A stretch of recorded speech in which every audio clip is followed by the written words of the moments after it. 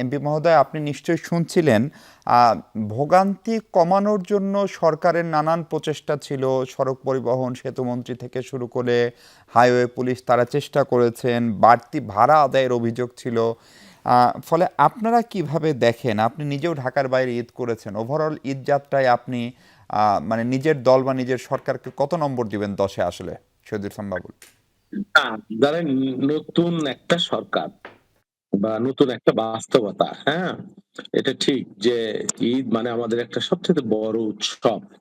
সবচাইতে বেশি মানুষ মুখ করে আমাদের ঈদকে কেন্দ্র করে। প্রত্যেকেই শেকড়ের টানে, নারীর টানে গ্রামে যায়, মায়ের কাছে যায়, বাবার কাছে যায়, ভিটে মাটিতে যেতে চায় এবং গিয়েছে। কিন্তু হ্যাঁ, বিচ্ছিন্ন ঘটনা, দুর্ঘটনা তো আছেই। কিন্তু একেবারে মানে বিশৃঙ্খলা বা মারাত্মক কোনো একেবারে এই আমার অন্তত চোখে আমি পড়েনি। হ্যাঁ, দুর্ঘটনার খবর দেখেছি, ভাড়া কম বেশি এ বিষয়েও হয়েছে।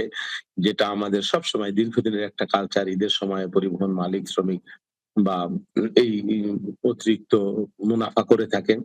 তো এবারও করেছে, করেনি সেটা না। কিন্তু সরকারের প্রচেষ্টা ছিল এবং ভয়ংকর কোনো বিশৃঙ্খলা বা মারাত্মক কোনো মানুষের মানে কষ্ট বা দুর্ভোগ এরকম আমরা খুব একটা দেখিনি। সেই ক্ষেত্রে আমি মনে করি যে ভালো ঈদের যাত্রাটা একেবারে মানে অগ্রহণযোগ্য বা একেবারে তিক্ত বা একেবারে খারাপ হয়েছে সেটা আমি মনে করছি না। আমার আমার দৃষ্টিতে।